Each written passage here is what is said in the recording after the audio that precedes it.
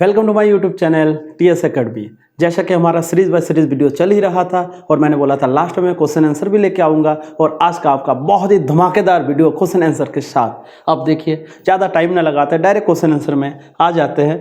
ठीक, अब देखिए पहला जो क्वेश्चन है, इस टाइप के क्वेश्चन मैंने 2-3 पहले भी करा दिए थे फॉर मतलब टॉपिक के साथ, लेकिन आज मैं क्वेश्चन आंसर का सीरीज लाया हूं तो सारा एक साथ आपको पहले से ही दिया जा रहा है। देखिए बुक के अंदर जो क्वेश्चन आंसर है वो तो दिया ही जाएगा, साथ में आपके जो एक्सरसाइज है वो भी, क्योंकि बहुत बच्चे क्या होते हैं ओनली एक्सरसाइज तैयार करके आते हैं और क्वेश्चन आते हैं किताब के अंदर जो भी मतलब एक्टिविटी किया जाता है उसी के बेस पे जो क्वेश्चन होते हैं उसमें से बहुत ज़्यादा क्वेश्चन फंसते हैं।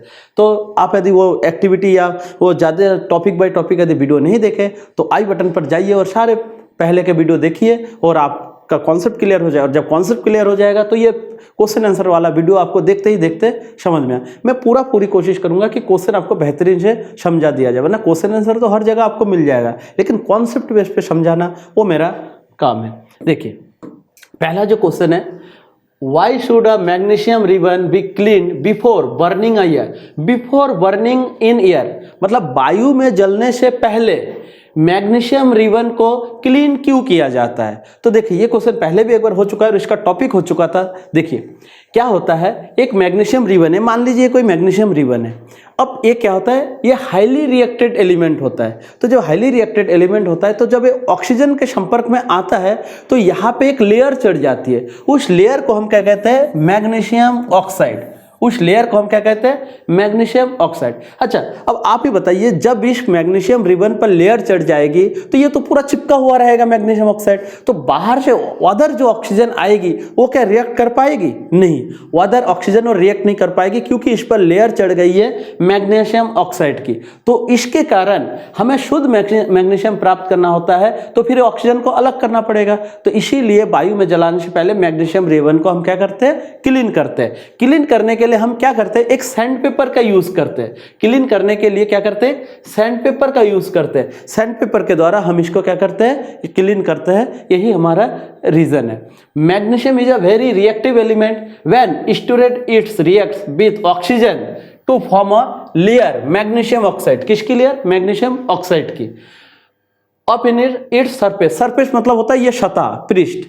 ठीक, this layer of magnesium oxide is quite suitable, ये बहुत ही ज्यादा स्थिर होता है and prevents further reaction of magnesium with oxygen.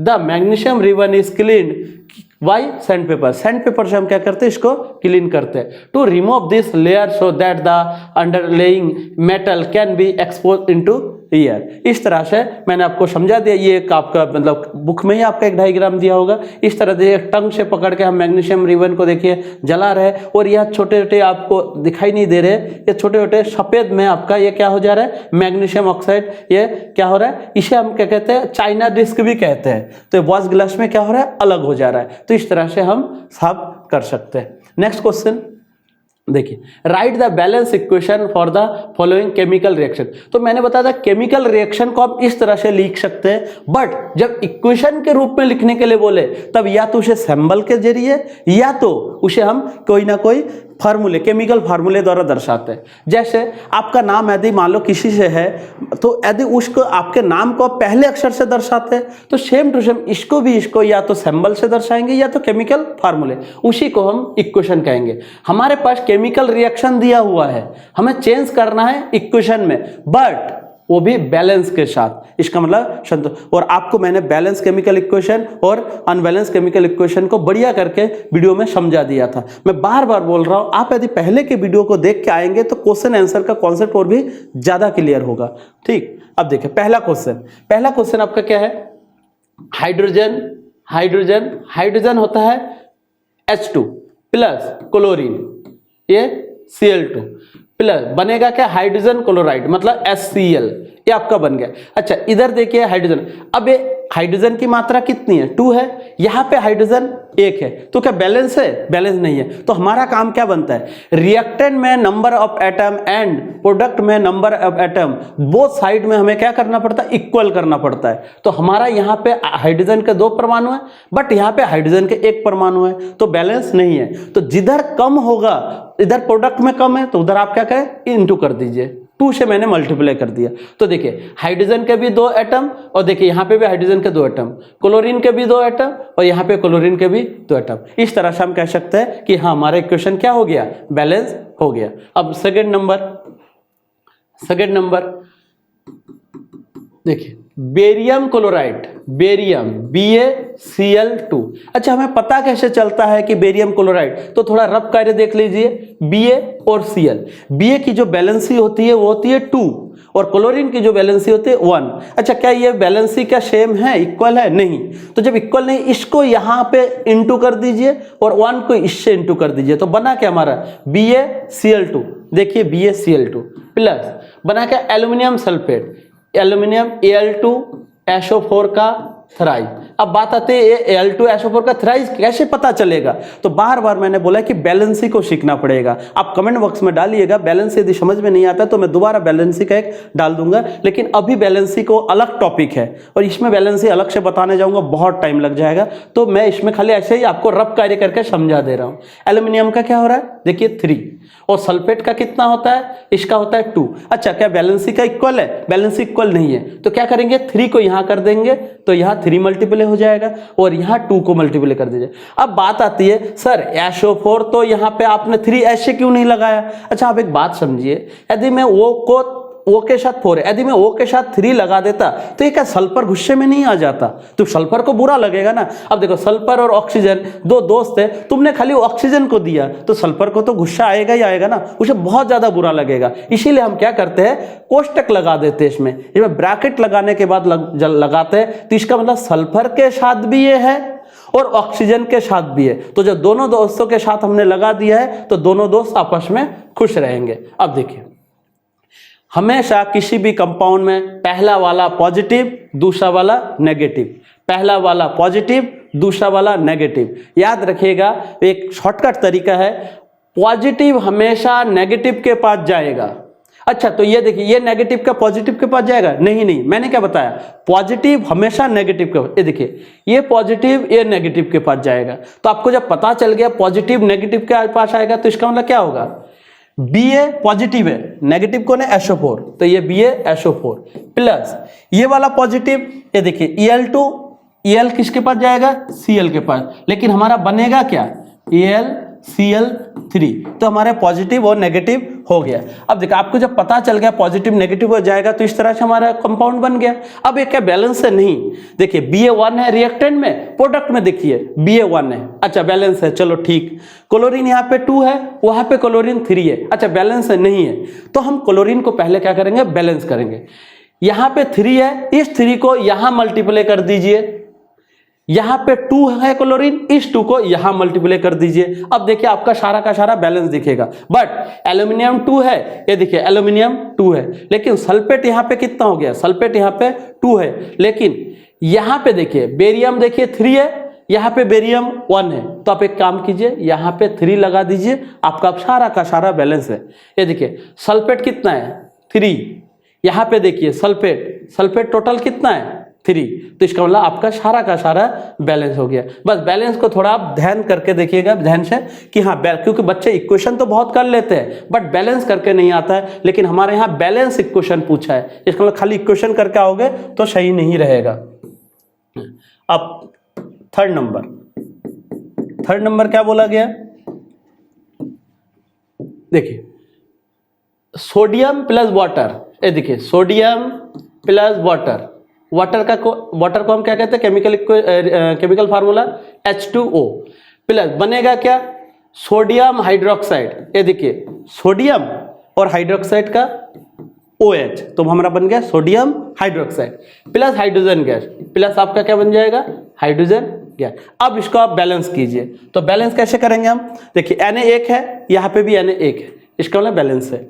Hydrogen का एटम कितना है 2, यहाँ पे हाइड्रोजन 2 है और यहाँ पे 1 है, टोटल इधर कौन हो गया 3 और इधर कितना हो गया 2, तो 3 और 2 बैलेंस नहीं है, तो आप बैलेंस कीजिए इसको। अब बैलेंस करने के लिए हम क्या करते हैं, यहाँ पे यदि मैं 2 लगाता हूँ तो हमारा कितना हो गया 2 हो गया, तो यहाँ पे भी आप 2 लगा दीजिए।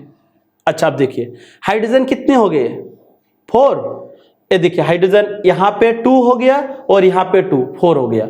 अच्छा ऑक्सीजन कितना हो गया 2, यहाँ पे देखिए ऑक्सीजन कितना हो गया 2। अच्छा Na1, लेकिन यहाँ पे Na2, इसको Na को भी बैलेंस कीजिए, तो यहाँ पे मैं यदि 2 लगा दूंगा तो यहाँ पे हमारा सारा क्या हो जाएगा, हमारा सारा बैलेंस हो गया। तो सारा का सारा इक्वेशन हमारा बैलेंस हो गया। ठीक, अब नेक्स्ट क्वेश्चन देखिए, write a balance chemical equation, फिर वही वाला क्वेश्चन है, write a balance chemical equation with state symbol, इसका मतलब किसके किसके साथ, उनके सैंबल की अवस्था में, फॉर द फॉलोइंग रिएक्शन। आपके पास रिएक्शन दिया हुआ है, आपको इक्वेशन में चेंज करना है। रिएक्शन मतलब वर्ड्स में दिया रहेगा, बट आपको उसमें या तो सैंबल के जरिए या तो फार्मूले के जरिए करना है। फर्स्ट क्वेश्चन देखते हैं। देखिए, सॉल्यूशन ऑफ बेरियम क्लोराइड का BaCl2, क्यों, क्योंकि Ba का होता है 2, Cl का होता है 1, तो आपका यहाँ पे क्रॉस करेंगे तो बन जाएगा BaCl2 plus, and sodium sulphate, sodium देखिए Na2SO4, Na का कितना होता है 1 और SO4 का होता है 1 बस 2। अब देखिए यहाँ पे 1 है और यहाँ 2, तो 2 को यहाँ मल्टीप्लाई। यदि आपका बैलेंस अभी भी समझ में नहीं आ रहा तो मैं हर किसी में रफ कर दे रहा हूँ, आप किसी कॉपी में वीडियो को पॉज करके देख सकते हैं कि बैलेंसी आप नोट करके एलिमेंट बाय एलिमेंट नोट करके आप रख सकते हैं कि हाँ किसका क्या बैलेंसी हो सकता है, ताकि आप जब अकेले अकेले करेंगे तो बैलेंसी आपका हेल्प कर देगा। हाँ, अब इसको रिएक्ट, अब देखो ये पॉजिटिव ए नेगेटिव, ये पॉजिटिव ए नेगेटिव, पॉजिटिव नेगेटिव के पास जाएगा। अच्छा, तो इसका मतलब Ba किसके पास आएगा, बी आएगा आपका SO4 के पास, तो Ba किसके पास आएगा, BaSO4। अच्छा, तो फिर ये पॉजिटिव भी तो इस नेगेटिव के पास जाएगा, तो ये पॉजिटिव को ले जाओ, जाएगा क्या NaCl, आपका बन गया। अब बैलेंस कीजिए, Ba1 है, यहाँ पे भी Ba1 है, Cl2 है, वहां पे Cl1 है, तो इसका मतलब मल्टीप्लाई कर दीजिए। यहाँ पे मैं यदि 2 से मल्टीप्लाई कर दूं तो हमारा बन गया Cl2। अच्छा, Na2 है, ये देखिए Na2 है, Na2 बन गया। अच्छा, SO4 1 है, ये देखो SO4 1 है, इसका हमारा सारा का सारा क्या है, बैलेंस हो गया। सेकंड नंबर देखिए, sodium hydroxide solution reacts with hydrochloric acid solution, इसका मतलब सोडियम हाइड्रोक्साइड किसके साथ रिएक्ट कर रहा है, NaOH, reacts with hydrochloric acid. Hydrochloric acid का आपका फार्मूला होता है HCl, to produce sodium chloride, to produce क्या, ये देखिए Na जब नेगेटिव के पास आएगा तो बन जाएगा NaCl plus solution and water. अब यार जब OH के साथ मिलेगा तो बन जाएगा आपका वाटर। अब देखिए क्या बैलेंस है, Na कितना 1, Na कितना 1। अच्छा, ऑक्सीजन 1, हाइड्रोजन कितना हो गया 1 और 1 2, तो इसका मतलब रिएक्टेंट में भी हमारा हाइड्रोजन 2 है और हमारा प्रोडक्ट में भी हाइड्रोजन, तो ऑलरेडी बैलेंस है। तो इस तरह से आप केमिकल मतलब बैलेंस केमिकल इक्वेशन को आप मस्त करके कर सकते हैं। हाँ, लेकिन आपको अकेले अकेले ट्राई जरूर करना पड़ेगा, वरना आप ना एलिमेंट याद रहेगा ना आपको ये आपका ये कंपाउंड याद रहेगा, और साथ में बैलेंस यदि याद ना हो तो आपका कंपाउंड सही है गलत है आप खुद से जांच नहीं सकते, और ये रट्टा मार के आप कब तक याद रखेंगे। ठीक, अब देखिए क्वेश्चन नंबर 4 में आपका क्या कह रहा है, ये सॉल्यूशन ऑफ सब्सटेंस एक्स, ये कोई एक सब्सटेंस है एक्स है, इज यूज फॉर वाइट, इसका यूज किसके का, वाइट वॉशिंग, इसका मतलब सफेदी करने के लिए करते हैं। आखिर वो सब्सटेंस कौन है, name the substance x and right it's formula. अच्छा, वो सब्सटेंस आखिर है क्या। अच्छा, आप खुद सोचिए, आप ये दीवार पर सफेदी देखिए, ये मोहतरमा देखिए क्या कर रहे हैं, दीवार पर सफेदी कर रहे हैं। अच्छा, तो सफेदी करने के लिए किसका यूज कर रहे हैं, ये मतलब बिना भुजा हुआ चूना, इसका मतलब CaO का यूज कर रहा है। इसका मतलब the substance x is calcium oxide, वो कौन होगा CaO, बिना भुजा हुआ चूना CaO कैल्शियम ऑक्साइड। अच्छा, फिर सेकंड क्वेश्चन क्या बोला गया, right the reaction of the substance x, मतलब ये जो आपके सामने सब्सटेंस प्राप्त हुआ है एक्स, उस एक्स को क्या बोला जा रहा है, एबव विथ वाटर, मतलब उस वाटर के साथ इसको रिएक्ट करें। अच्छा, तो जब कैल्शियम ऑक्साइड को जब हम वाटर के साथ रिएक्ट करेंगे तो हमारा, अच्छा जब हम दुकान से खरीद के लाए थे तो बिना बुझा हुआ चूना था, क्विक लाइम था। अच्छा, जैसे ही हमने उसमें पानी मिला दिया तो बुझा हुआ हो गया। जब तक उसमें पानी नहीं मिलाया बिना बुझा हुआ, जैसे हम इसमें पानी डाल देंगे तो क्या हो जाएगा, बुझा हुआ हो जाएगा। जैसे पानी डाल देंगे बुझा हुआ, तो बुझा हुआ का मतलब CaOH का ट्वाइस, इसे कहते हैं हम बुझा हुआ चूना। अच्छा, कैल्शियम हाइड्रोक्साइड, तो जब हम कैल्शियम ऑक्साइड का रिएक्ट करेंगे वाटर के साथ तो हमारा बन जाएगा कैल्शियम हाइड्रोक्साइड। ठीक, अब देखिए why is the amount gas collected in one of the test tube in activity 1. इसका मतलब आप किताब में देखिए कहीं आपको एक्टिविटी 1.7 मिलेगा, तो बोला जा रहा है कि उस एक्टिविटी 1.7 में double of the amount collected in the other name देगा। ऐसा कोई गैस है जो वो अदर गैस की तुलना में उसमें डबल है, 2 गुना है। अच्छा, तो डबल है तो उसका क्या है, देखिए water H2O contains 2 parts hydrogen and 1 part oxygen. इसका मतलब वाटर जो है टूट रहा है कितने भागों में, 2 भागों में।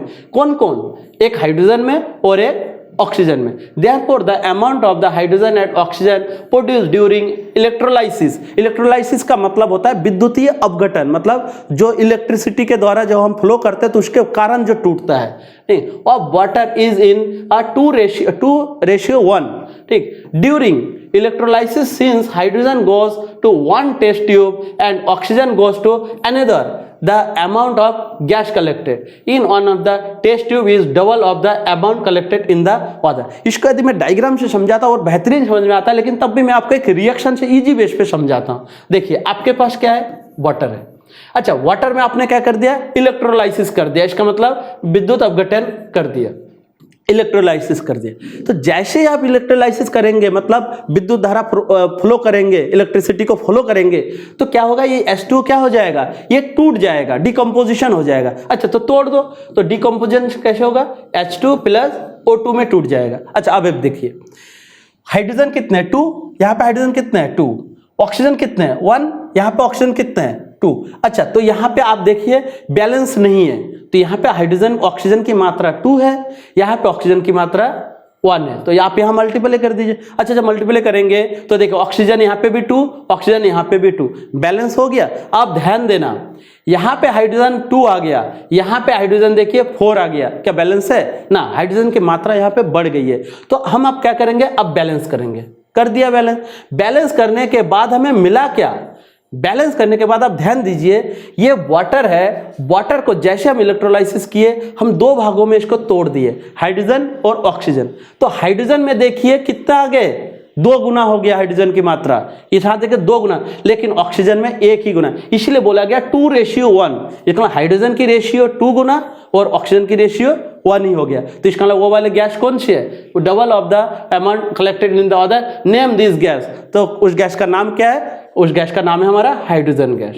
उस गैस का नाम क्या है हमारा, हाइड्रोजन गैस, जो अदर गैस मतलब ऑक्सीजन की तुलना में 2 गुनी है। मैं आशा करता हूं कि आपको क्वेश्चन आंसर बेहतरीन करके समझ में आ रहा होगा। अब देखिए क्वेश्चन में से, अब मैंने अधिकतर क्वेश्चन में कोशिश की है कि आपको इमेज के जरिए, डायग्राम के जरिए अधिक से अधिक समझ में आ जाए। आपको यदि पसंद आए तो एक लाइक का बटन और कमेंट बॉक्स पे जरूर आप रिप्लाई दीजिएगा, मुझे भी अच्छा लगेगा, ताकि आने वाले वीडियो में और ज़्यादा मेहनत करने की इच्छा हो, क्योंकि ये कंटेंट तैयार करने में भी हम लोगों को भी बहुत ज़्यादा मेहनत होता है, ठीक। अब देखिए, why does the colour of copper sulphate, इसका मतलब copper sulphate solution change when an iron nail, इसका मतलब कि आयरन नेल है, ये आयरन नेल है, आयरन नेल को जब हम डिप्ट कर देते हैं कहाँ पे, कॉपर सल्फेट के सॉल्यूशन में। इसका मतलब यहाँ कॉपर सल्फेट का सॉल्यूशन है, तो कॉपर सल्फेट के सॉल्यूशन में जब आयरन नेल्स को, आयरन नेल्स का मतलब कील, मतलब लोहे की एक कील, तो लोहे की कील को जब कॉपर सल्फेट में डिप कर देते हैं तो बोला जा रहा है कि कलर, कॉपर सल्फेट का कलर चेंज क्यों होता है। बहुत सिंपल तरीका है, इसको एक रिएक्शन के जरिए यहाँ पे समझा। देखिए Fe है, Fe को हम कहाँ डाल रहे हैं, Fe को हम डिप कर रहे हैं कॉपर सल्फेट में, तो कॉपर सल्फेट में ध्यान दीजिएगा, आयरन पॉजिटिव का होता है, कॉपर पॉजिटिव होता है, सल्फेट नेगेटिव होता है। अच्छा, मैंने क्या बोला था, पॉजिटिव नेगेटिव हो जाएगा, तो पॉजिटिव नेगेटिव ले चलो। अच्छा, कॉपर सल्फेट का जो सॉल्यूशन होता है उसके अंदर जैसे आयरन को डिप करते हैं वो क्या कर देता है, चूंकि iron is a highly reacted element and copper is a list reacted element, and highly reacted element मतलब आयरन बहुत पैसा वाला है और कॉपर कम पैसे वाला है। अब एक कम पैसे वाला सल्फेट को कितना चाउमीन मोमो खिलाएगा, आयरन अधिक आता है, तुरंत इसको सल्फेट को बोलता है मेरे पास बहुत ज्यादा पैसा है, मैं तुम्हें ज्यादा से ज्यादा खिलाऊंगा। और इनकी आदत तो आप जानते हैं, बस चाउमीन मोमो जिसके पास से ज्यादा मिल रहा है तुरंत इसके साथ मिल गया। इसका मतलब क्या बन गया, आयरन ने सल्फेट को अपने साथ ले लिया, बेचारा कॉपर कॉपर क्या करेगा, बेचारा कॉपर ये क्या हो जाता है, रिप्लेस हो जाता है। इसका मतलब क्या समझे आपने कि हाईली रिएक्टेड एलिमेंट लो रिएक्टेड एलिमेंट को उनके कंपाउंड से उसको रिप्लेस कर देता है। इसी को हम क्या कहते हैं, डिस्प्लेसमेंट रिएक्शन। इसी को हम क्या कहते हैं, डिस्प्लेसमेंट रिएक्शन।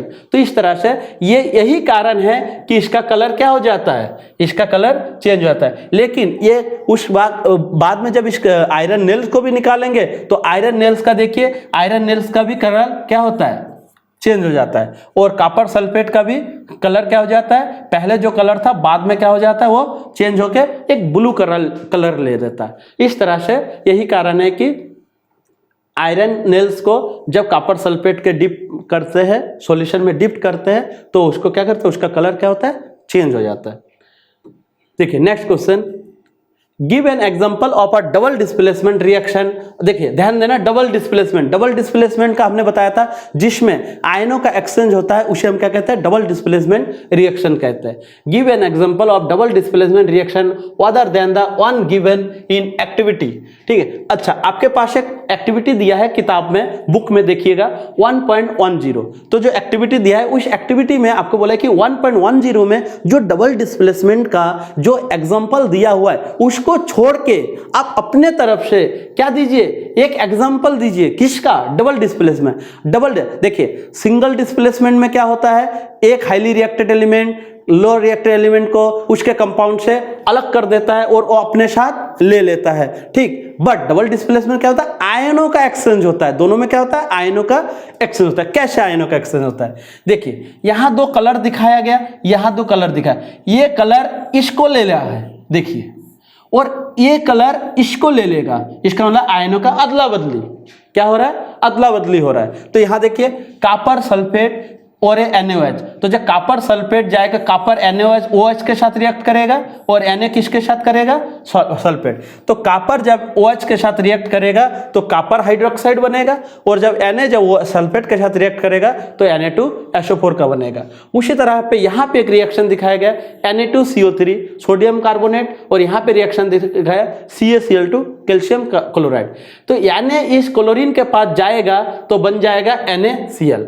उसी तरह Ca इस CO3 के साथ जाएगा तो बन जाएगा कैल्शियम कार्बोनेट, जिसे हम चूना पत्थर भी कहते हैं। तो इस तरह से आप डबल डिस्प्लेसमेंट को समझ सकते हैं। दूसरा एक रिएक्शन मैं अपनी तरफ से बताता हूं, देखिए BaCl2 है, या तो यहाँ पे KCl ले लीजिए और यहाँ आप CaSO4 ले लीजिए। अब देखिए ये पॉजिटिव है नेगेटिव, ये पॉजिटिव है नेगेटिव, तो ये पॉजिटिव जाएगा इस नेगेटिव के पास और ये पॉजिटिव जाएगा इस नेगेटिव के पास, बनेगा क्या, K2SO4, और यहाँ क्या बनेगा, CaCl2।